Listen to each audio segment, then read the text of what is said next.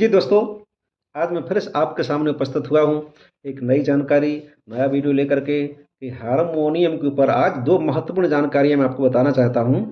एक जानकारी उनके लिए है जो कि अभी-अभी सीखना चाह रहे हैं, हारमोनियम उन्होंने सीखना प्रारंभ किया है, और एक जानकारी उनके लिए है कि जो हारमोनियम बजाते हैं वो इसकी टिप्स है। और वीडियो में जो मैं आपको आगे आगे बताऊँगा कि किसी भी गाने को हम किस स्वर से बजाना प्रारंभ करें हारमोनियम के ऊपर, ये मैं आपको जानकारी दूंगा। तो जल्दी से आप चैनल को सब्सक्राइब कर लें और अपने कीमती कमेंट्स, कीमती सुझाव भी अवश्य दें ताकि हमें आगे की दिशा मिल सके कि हम किस प्रकार से वीडियो बनाएं। तो सबसे पहले मैं आपको बताना चाहूँगा कि हारमोनियम बजाना हम कहाँ से प्रारंभ करें। ये किसके लिए जो अभी-अभी हारमोनियम बजाना सीख रहे हैं। सभी के लिए एक पर्टिकुलर होता है हारमोनियम के ऊपर कि वो स्वर उसके लिए बेशक स्वर होता है और वहीं से उनको बजाना प्रारंभ करना चाहिए। लीजिए, सिंपली जब हम अपने गले से आवाज़ निकालते हैं, जैसे आ,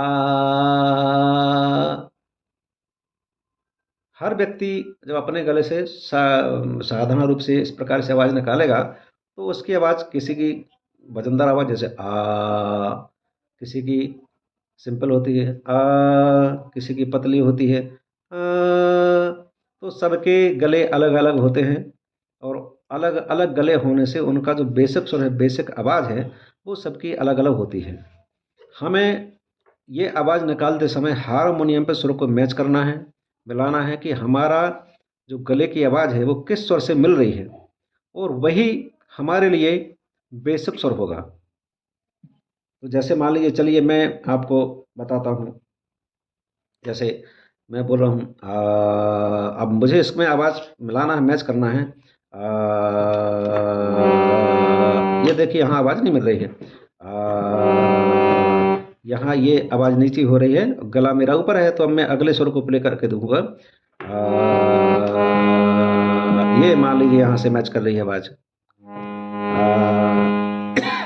या मान ले कोई किसी की आवाज़ इस प्रकार से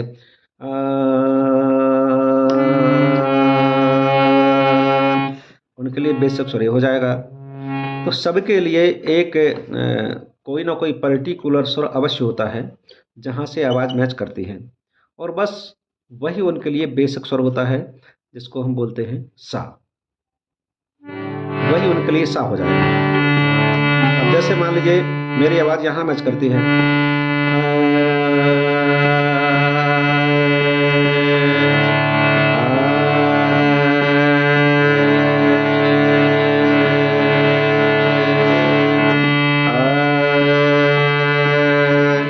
तो जो अभी अभी हारमोनियम जो सीखना चाह रहे हैं उनके लिए उस बेसिक स्वर को तलाश के और कम से कम 1, 2 या 3 दिन केवल उसी स्वर पर अपनी आवाज़ को मिलाना चाहिए। बार बार प्रैक्टिस करें।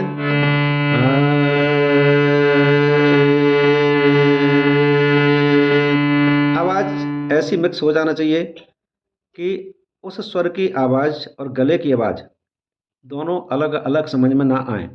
अगर हल्की सी भी समझ में अलग होती है तो उसे हम कैसे पहचानें कि हल्का सा वाइब्रेशन होता है। जैसे देखिए,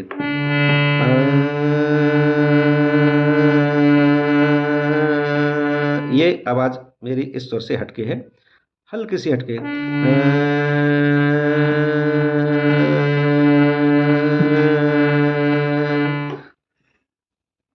आवाज़ बिल्कुल ऐसे मिलना चाहिए जैसे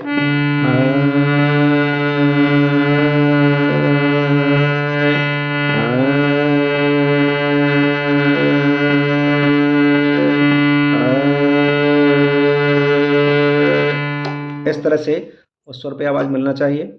और इस आवाज़ को आप मिलाएं, बार बार मिलाएं, प्रैक्टिस करें। कम से कम 1-2 दिन आपको उसी स्वर पे आवाज़ को इस तरह करना चाहिए। मैं आपको अगले वीडियो में बताऊंगा कि आपका जो बेसिक स्वर है उसके लिए सरगम, सा के बाद रे कौन सा होगा, गा कौन सा होगा, मा कौन सा होगा। ये मैं आपके लिए बहुत ही बेसिक फार्मूला बताऊंगा कि आप आंखें बंद करके आप अपने अगले स्वर तलाश सकते हैं। तो न्यू कमर्स के लिए तो आज इतना ही। और अब मैं आपको दूसरी बात बताने जा रहा हूँ कि किसी भी गीत को हम कहाँ से बजाएं। तो उसके बजाने के लिए मेरे हिसाब से दो स्वर होते हैं। पहला स्वर तो वो होता है जिस स्वर से वो ओरिजिनल गाना बजाया गया है। अच्छी बात है, हर आदमी की एक कोशिश होना चाहिए, और होती भी है, कि जिस स्वर से किसी गीत को गाया गया है हम भी उसी से गाने की कोशिश करें। किंतु ये आवश्यक नहीं कि आप भी उसी स्वर से गा पाएँ, क्योंकि प्रकृति ने सभी के स्वरों को, सभी के गले को अलग-अलग बनाया है। कोई बहुत पतला गले का होता है तो वो काफ़ी ऊपर से उस गाने को गा सकते हैं, और किन्हीं-किन्हीं का जो गला है बहुत भारी होता है तो वो उस स्वर से उस गीत को नहीं गा सकते। तो ये बिल्कुल आवश्यक नहीं है कि आप भी उसी स्वर से गाएँ। आपके लिए अपना एक अलग स्वर है, आप उस गाने को कुछ ऊपर से भी उठा सकते हैं और कुछ नीचे से भी उठा सकते हैं, जहाँ पे आपका गला सेट होता है, कि आपको आगे जाने में किसी प्रकार की दिक्कत ना हो। जहाँ तक आपका गला पहुँचता है, उस गीत का जो सबसे ऊँचा वाला स्वर है, वो होना चाहिए जो आपका गला सपोर्ट करता है। मान लीजिए कि आपकी आवाज़ यहाँ तक पहुँचती है, नीचे से लेकर के, तो आप किसी भी गीत को उठाएँगे, वो चाहे कोई भी गाना हो, उसका अंतिम स्वर यही होना चाहिए। अगर मान लीजिए वो गाना यहाँ तक जा रहा है, अब आपकी क्षमता यहाँ तक पहुँचने की नहीं है, तो आप उस गीत को नहीं गा पाएँगे। इसलिए आपके हिसाब से आपको उस गीत को नीचे से उठाना पड़ेगा, ताकि आपका अंतिम स्वर, सबसे ऊँचा स्वर ये हो। ये आपके अपने लिए। दूसरी बात, कोशिश ये होनी चाहिए कि अगर ओरिजिनल गाना हम गा सकते हैं, मान लीजिए एक आध स्वर ऊँचा नीचा है, तो हम उस गीत को ओरिजिनल स्वर से उठाने में अगर दक्ष हैं, तो उस गीत को ओरिजिनल स्वर से हम गा सकते हैं।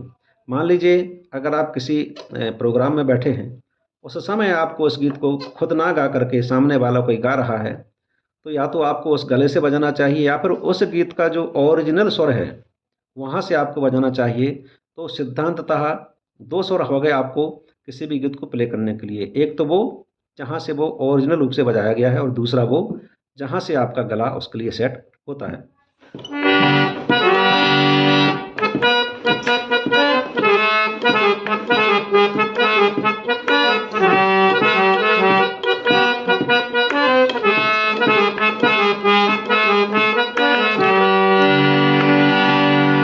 तुझे चांद के बहाने देखो, तुझे चांद के बहाने देखो, तू छत पर आजा गोरिये, तू छत पर आजा गोरिये, जिंद मेरी है।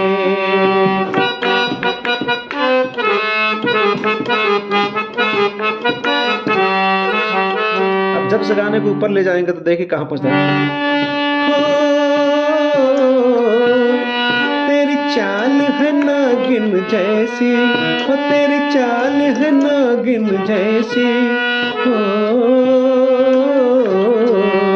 तेरी चाल है नागिन जैसी, हो तेरी चाल है नागिन जैसी, कुछ ले जाएंगे जिंद मेरी। ये मेरे ख्याल से इस गीत का ओरिजिनल स्वर है। अब मान लीजिए कि आपकी आवाज़ यहाँ तक नहीं पहुँच पा रही है, आपकी आवाज़ का रेंज मान लीजिए यहाँ तक है, तो आपको इस गीत को यहाँ से उठाना पड़ेगा।